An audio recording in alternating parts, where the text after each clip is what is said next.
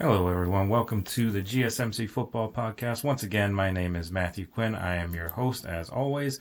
And of course, we're always brought to you by the GSMC Sports Network. We do have a great show on tap for you today. We'll be covering some of the NFL proposed rule changes that were going around the news headlines today. And we're also going to continue and actually finish our season outlook series. And we're going to be finishing up the NFC West with the 49ers and the Cardinals. And make sure you stick around for it later in the show when I will be giving two segments actually that are similar to each other. And first segment is 5 teams that made the playoffs last year that could potentially miss the playoffs this year. And then later I have 5 teams that that missed the playoffs that could potentially make the playoffs this year. So we're going to cover both of those, but before we start, I would just like to ask you guys, as always, to like and follow the show. If you want to contribute in any sort of tips and donations, of course, that is always appreciated. Or if you just want to leave a comment or a question, that's also great too. Your input is a big part of what makes this show great after all, so we do thrive on your energy and your insights. Whether it's a quick comment, a thoughtful question, or an opinion that you just have to share, don't hesitate to drop it in the chat. Now, if you want to make absolutely sure that your message stands out and gets featured on the show, there's an easy way to do that. You can just hit the super chat feature. Just click on the $ at the bottom of the chat box to send in your super chat. This guarantees that your message gets on the air, and it's also a fantastic way to support our channel. We rely on your support to keep bringing you the sports content that you love, and we do appreciate every single bit of your donations and all of your inputs and insights as well. So go ahead and let us know what you're thinking. Hit that super chat button, and let's keep this show interactive and exciting. And if you prefer, you can also go to the GSMCsports.net website to tip, donate, and leave a question or a comment there. We couldn't do what we do without your amazing support. So we're so thankful, as always, to have you as part of our community. And once again, that link is gsmcpodcast.net. All right, so let's go ahead and get into the first bit of news today. We were talking about how different rule changes might be implemented this year.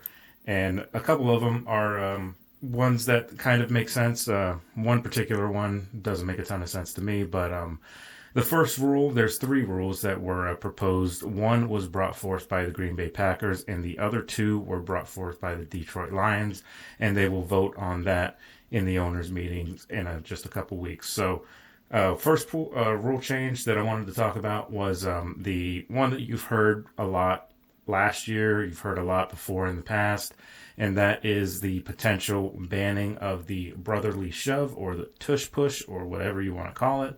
That is up for potential rule change. The Packers, as I said, were the ones who wanted to implement that.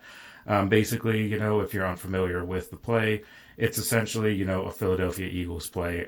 They basically have their offensive line and several guys behind Jalen Hurts help push the defensive line backwards and make for an effective quarterback sneak that usually ends up in a first down or a touchdown if they're on the goal line.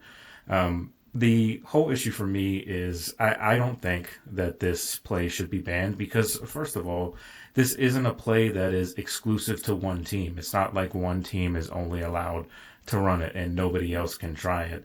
I mean, we even saw the Buffalo Bills last year try it out a little bit in some of their playoff games with Josh Allen. And obviously not as effective as the Eagles, but the thing that you have to understand about that is that the Philadelphia Eagles are very good at that because they practice that all the time, and they've practiced it and perfected it, and it is the best, in the league in terms of that particular play. But my issue is that it just seems like a rule that wants to be changed because there is a team, particularly the Packers in this case, who has a hard time stopping it.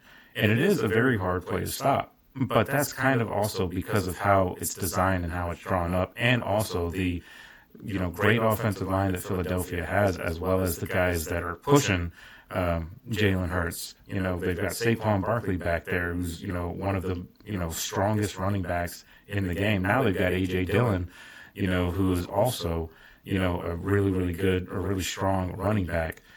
So that's kind of the issue with really it's the Packers, but I'm sure there's a lot of other teams out there that want to get it banned as well. I'm not of that mindset. I think it's kind of a ridiculous thing to want to ban just because you can't stop it.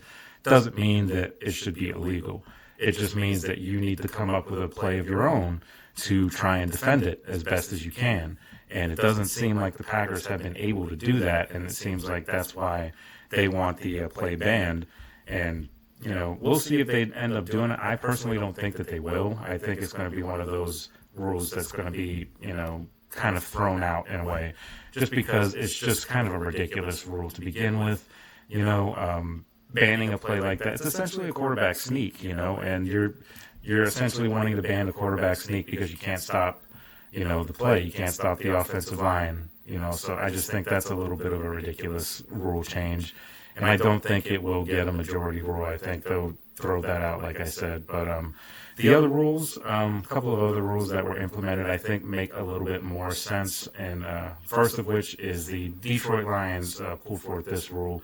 And it is essentially, you see a lot of these in recent years, or at least in years past, we've seen teams that have only won 9, sometimes even 8 games back when it was a 16-game season, and they go and they host a playoff game because they won their division, because their division just so happens to be, not that great that year. We saw it a few years ago back in the Drew Brees, Marshawn Lynch, Beastquake era. People forget, they always remember that game because of the Beastquake run, the very legendary run from Marshawn Lynch. But people tend to forget that that was one of those games that had a host team in the playoffs, had a sub-500 record, and they were playing the New Orleans Saints, who I forget what their record was, but obviously it was better than Seattle's, with Drew Brees. And then the Seahawks were able to use that home field advantage and, win that game. So that's just one recent example. And then you can take a look at last year when you had the 14-win Minnesota Vikings having to go on the road in their first week of the playoffs. Not what you would expect if you get 14 wins out of a year, but they didn't win their division, and their division just so happens to be one of the hardest, if not the hardest in the league. Certainly will be this year, I believe, with every team seemingly getting better, including the Bears. The Bears, could be one of those teams that, sneak into the playoffs and leave one of the good teams out of it. But, so I can see both sides of it, honestly. I don't really fall on really either side, because I understand the case of, you win your division, you should be rewarded for that. I get that. You want to win your division. That's usually the initial goal of a season, further than, a Super Bowl. First of all, you always want to win your division, because that'll help you in the long run, and, in this case would get you a home playoff game. And I could understand the argument of, if you take that away, it almost makes the division winners sort of irrelevant as to who won the division and, all of that, because you're just going based on every team in that conference's record. But, on the other hand, I can understand the argument, for the rule change, just because, it is a little, sometimes it's a little off-putting, depending on the team. Because a prime culprit of this whole topic is the NFC South, because they seemingly always have one of those divisions, and the AFC South is similar to this too, not maybe so much in recent years with Houston starting to get better, but typically both South teams in each conference, they tend to have a lot of teams, or basically all the teams in the division are not necessarily what you would call contenders, to put it lightly. And the NFC South has been a victim of this, or a culprit of this, many times, and last year was similar. They had a team who won the division, although it was the Bucs, and the Bucs, who arguably are a good team, they still ended up, having one of those situations too. So, I understand both sides of it, but, I'm not sure really what they'll decide to do ultimately. It is kind of up in the air, because like I said, there's strong arguments on both sides for it. You want to keep that division title meaning something, so I get that. And then, of course, you want to do just seeding, with best record gets the top seed and so on and so forth, because that does make a lot of sense too, because it almost seems like you're punishing teams for having a good season when it's the other way around, when you're doing the playoffs the way they're done now. So I can see that side of it, but don't know if they'll change it. I don't think they will. I think they'll probably have to bring this rule up a couple more times before they decide to change it. It's just one of those things, and it, puts more intrigue into divisional games as well. That's another thing, is if you take that away, the division rivalry games don't mean as much because, even if you win a division, it doesn't really matter. It just depends on what your record is overall as to where you're seated. So I could see that could be a little bit, awkward or a little frustrating if you're a fan of a team that's put in that situation. But either way, that's what I thought of that rule. There is one more other rule that they brought forth also from the Detroit Lions, and this kind of goes hand in hand with another rule that I wish that they would change, but they, who knows if they will or not.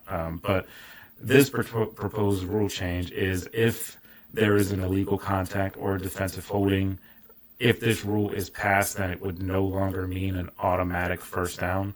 It would just be, yardage-wise, maybe a 5-yard, maybe they keep the 5-yard penalty since it wouldn't be an automatic first down.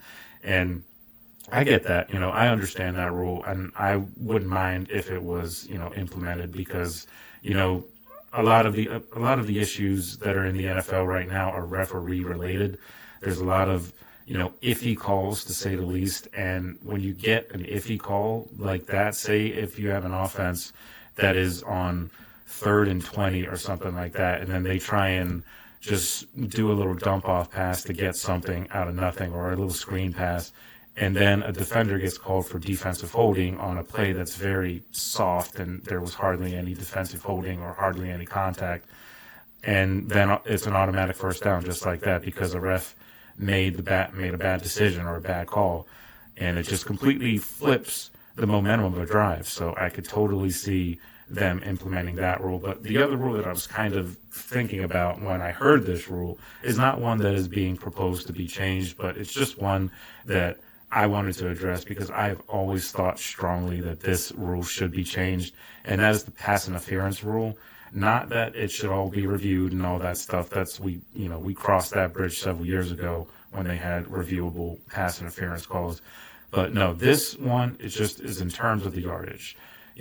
I personally think that a pass interference call should not be spot foul, not the spot of the foul, because any quarterback can throw up a duck or throw up a bomb, at a very, very crucial part of the game and get a soft pass interference call. And then it's not first down, from the previous spot, 15 yards or whatever. It's, you get the ball where the foul happened. And if you're on the 30, on your own 30-yard line, and your quarterback, chucks up a bomb and gets you close to the 10, if not inside the 10, but then there's that soft pass interference call and it's an incomplete pass, guess what? They still get the ball all the way down there. It's a game-changing penalty. It completely flips the field, and I feel like there are a lot of teams in the NFL that strategize around that, and they'll throw, a ball up in the air at an important part of the game or at the end of the game because they know there's a chance that they could get called or they could get a favorable call for pass interference, and then they'd be set up right there to score and change the game completely. I've always thought that pass interference should be a 15-yard penalty. That's it. 15-yard penalty, first down. That's the way it should be. It shouldn't be these spot fouls because it just completely flips the field and completely changes the momentum of the game as well. So those were just a few of the rules. Those were actually I believe those are the only 3 rules that they're going to be voting on. But kind of a mixed bag as far as my feelings on it. I'm completely against the banning of the tush push, up in the air about the seating, and obviously I am all for the illegal contact defensive holding rule change. I hope they implement that one because that will make a difference, and that'll make it a little bit easier on defenders because the game is, catered so much to the offense that it's almost impossible to be a defender in this league anymore. So that would be a win for defenders, I think, if they go ahead and change that rule. But so that is it for the proposed NFL rule changes. We're going to be right back. We're going to take a quick break before we get into the rest of our show here. So just stick with us, and we'll be right back right after this break.